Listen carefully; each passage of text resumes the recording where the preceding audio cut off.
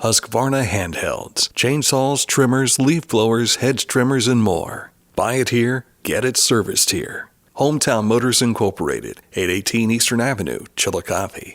Well, here we are 3 weeks into the football season, getting ready for week number 4. And Corey Dye, you've had 3 games under your belt as the new head coach for the Paint Valley Bearcats. What has this transition been like for you? Oh, it's been a pretty smooth transition.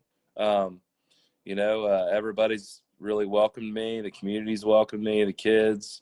You always worry about that transition, whenever you start a new job and you wonder if, the kids are going to accept you right off the bat. But it's been really great, and I'm very blessed to be here. For folks who don't know, you spent a number of years in the Washington City schools system. And is that a big transition in that regard, going from the city out to a much smaller school than Washington is?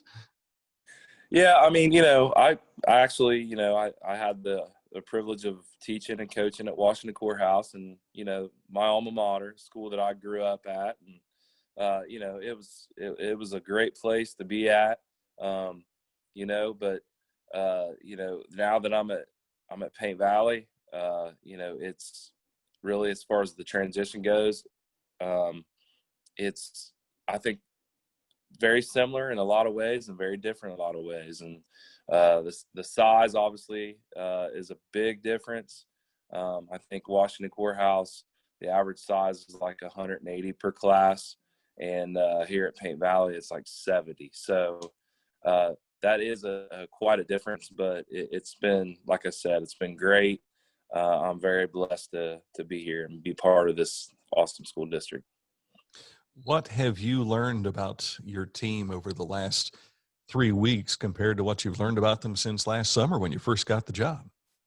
Yeah, I mean, I knew after doing workouts with them, the short time that we did get to do workouts, and then we were, cut short, obviously, because of COVID. I knew that I had a group of kids that were really tough and resilient. And, they've been able to prove that to me the last 3 weeks. We played a really good opponent the first week with Adina, had chances of winning that game, and really had chances of really giving up. And our kids never did.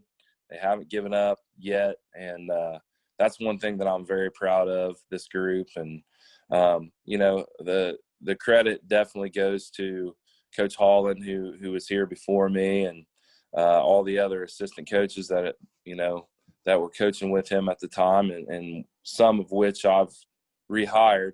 So, the credit also goes to my seniors, the group of seniors that I have.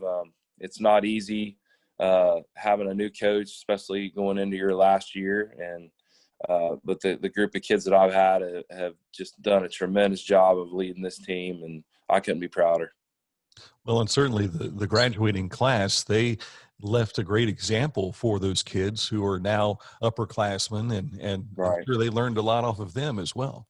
Oh, no doubt. I mean, the graduating class that just left here, it's probably going to go down as one of the best classes to roll through here in a long time. So, they were able to put up some unbelievable numbers stat wise, and win quite a few games in their tenure here. And I really feel like our group of seniors and even our juniors got, they were a large part of that. So they're basically carrying on the torch, and hopefully we can continue to do that. One of the things last year that they all experienced was a season-ending injury to Bryce Newland at quarterback. But Yeah. now I guess you're kind of reaping some benefits from that because his replacement got some playing time. Yeah, he did. Calvin was able to play the last few games of the regular season, even one of the playoff game against Grandview Heights.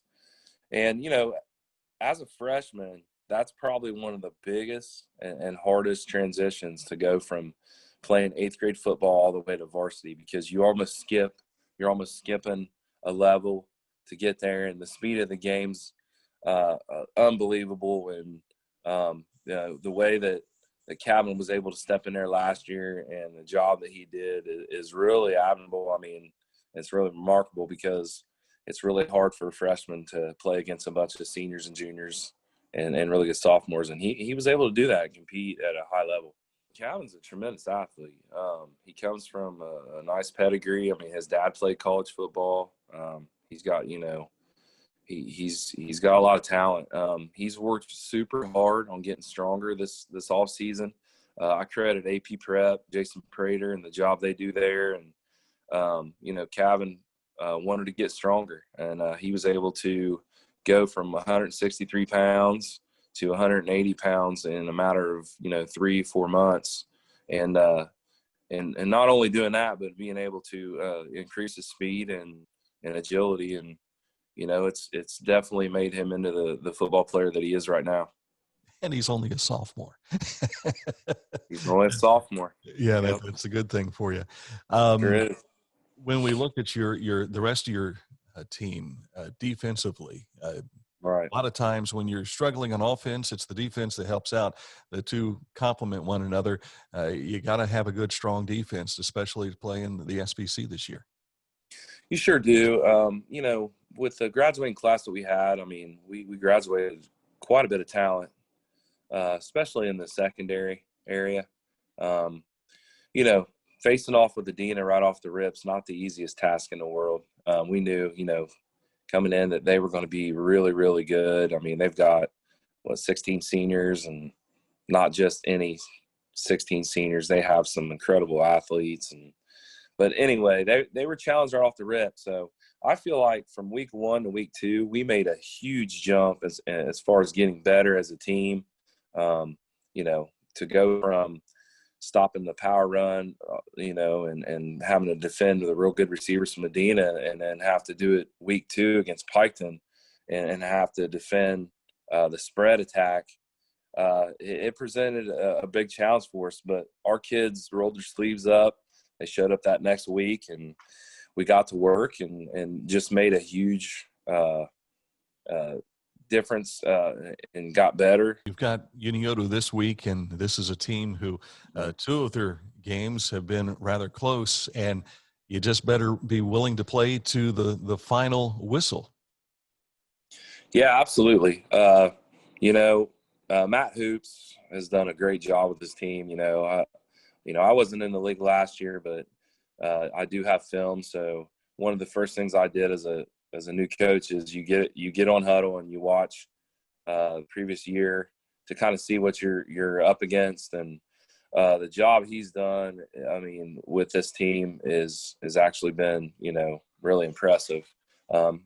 Matt's a well-known guy in the Unioto area. Everybody knows that, and he does a great job with his basketball program.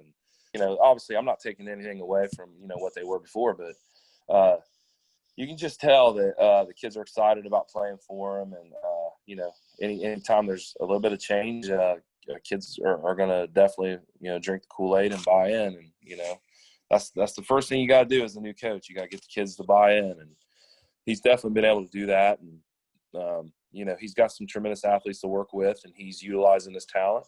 And it's going to be a big challenge for us. He was the 8th grade football coach for a number of years, so he has had all of those kids and a chance to get acclimated to them already, and that's kind of give him maybe a leg up in some respects as far as a new coach coming in, so to speak.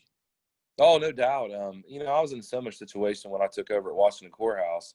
I coached under Johnny Enix, and I coached the JV. I was the head JV coach for many years, and it kind of helped get me ready, for the next level. But as far as the transition went, I mean, the kids all already knew me. I knew who they were, and it just made it a lot smoother. But once again, he's a winner. I mean, the guy's won a ton of basketball games, and even though it's another sport, it's still about getting the kids to buy in, getting the kids to play hard, and he does a great job of that. So, and you know what that's like too, having coached on the girls' side, right? Yeah, actually, I have. I've been assistant basketball coach for a couple of years, and having daughters growing up and helping them with their sports, it's been a lot of fun. Corey Dye, thank you for your time. All right, thank you, appreciate it.